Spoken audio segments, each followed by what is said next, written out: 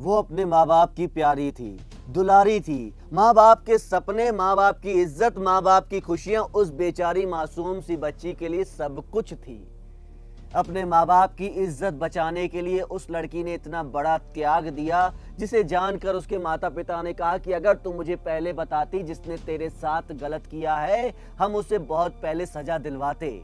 लेकिन साथियों, इस मासूम सी बच्ची ने अपनी लुटी इज्जत को अपने माँ बाप के सामने नहीं खोला, और ये इसकी सबसे बड़ी गलती थी। या यूं कह सकते हैं कि ये समझती थी कि मेरे माँ बाप शायद अपने आप को बुरा समझेंगे, मुझे बुरा समझेंगे, उन सबके सबसे नज़र झुका कर चलेंगे, इसीलिए उसने अपने माँ बाप को नहीं बताया। लेकिन असलियत जब बाप को पता चलती है कि मेरी बेटी के साथ इतना गलत हुआ है, वो जो कदम उठाता है साथियों, उस कदम की उसकी कहीं कहीं तारीफ भी होती है, कहीं कहीं लोग बोलते हैं कि बड़ी देरी हो गई, अभी भी उसकी बेटी की इज्जत लूटने वाले फरार हैं। नमस्कार, सत श्री अकाल, आदाब, गुड डे साथियों। मैं आपकी नजर ले जाना चाहता हूं आज इस खबर पर, जो कि है उत्तर प्रदेश के हाथरस जिले की। यहां पर एक मासूम सी लड़की 16 साल की जिसकी उम्र है और 10वीं में वो पढ़ती है। वो हर रोज अपने स्कूल में जाती थी और स्कूल से वापस अपने घर में आती थी। पढ़ाई लिखाई में अव्वल, खेल कूद में अव्वल, व्यवहार कुशल थी वो लड़की। लेकिन साथियों, एक बार कुछ ऐसा होता है कि जो वो अपने स्कूल से अपने घर आ रही होती है तो 2-4 लड़के उससे बातचीत करने लगते हैं। इस लड़की की एक गलती हो गई कि जब 4-5 लड़के इससे बात कर रहे थे, हालांकि वो कुछ गलत बात नहीं कर रहे थे, पहले मैं आपको बता दूं, लेकिन इसने इस बात को इग्नोर किया कि सबको छोड़कर ये लोग मुझसे ही क्यों बात कर रहे हैं। उम्र 16 साल की थी लड़की की। उसे कहीं ना कहीं ऐसा फील हुआ कि शायद मैं स्पेशल हूं, इसीलिए लोग मुझसे बात कर रहे हैं। उसके बाद ये बातचीत का सिलसिला दिन ब दिन बढ़ता गया। अभी स्कूल से आते बातचीत होती थी और 4-5 लड़के हर बार, हालांकि कभी एक कम हो जाता था, लेकिन 4 लड़के तो हर बार उससे बातचीत करते ही रहते थे।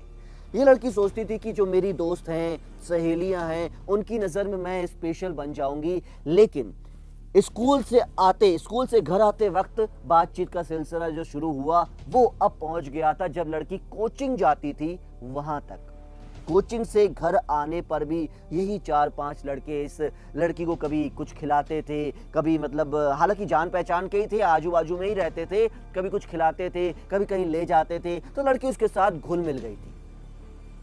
लेकिन कुछ दिन पहले की बात है, उन लड़कों ने अपनी बातों के जाल में फंसाकर इस लड़की को, जब ये अपने कोचिंग से घर में आ रही थी, तो अचानक से उसके पीछे एक नशीला इंजेक्शन चुभा दिया।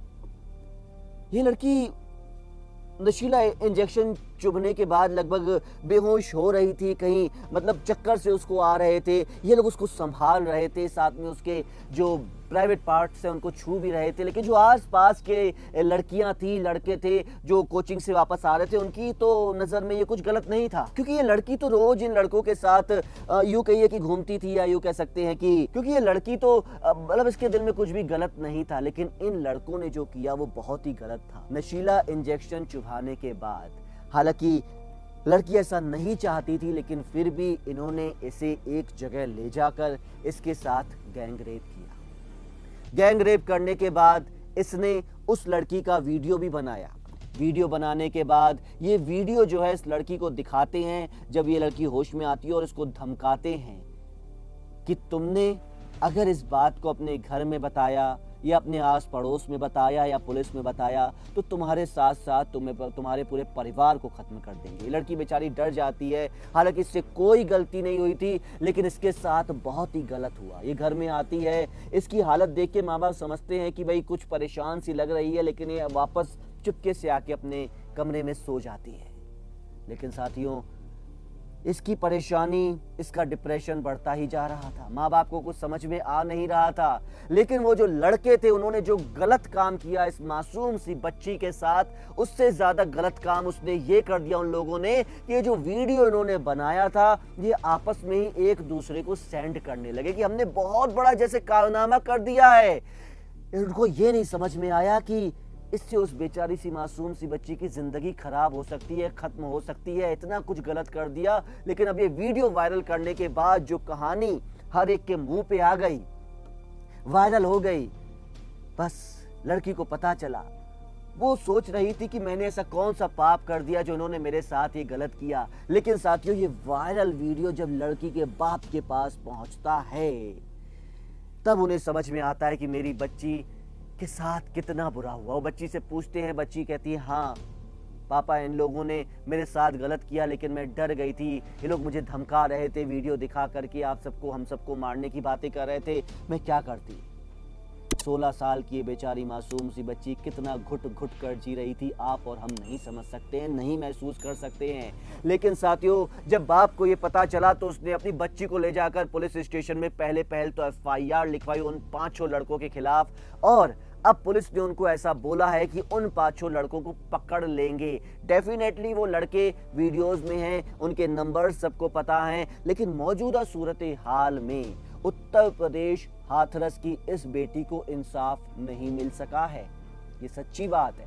वो 5 के 5 लड़के आज की डेट में फरार हैं और कोई भी इंसान ऐसा नहीं है जो उनका फिलहाल सुराग दे सके। साथियों, यहाँ पे गौर फरमाने लायक बात यह है कि किस प्रकार इन लड़कों का मन इतना बढ़ जाता है कि दिन दहाड़े बेचारी बच्चियों के साथ इतना गलत काम कर देते हैं। क्यों ऐसे इन लोगों का मन इतना बढ़ जाता है कि दिन दहाड़े किसी बेचारी मासूम सी बच्ची के साथ इतना गलत कर देते हैं?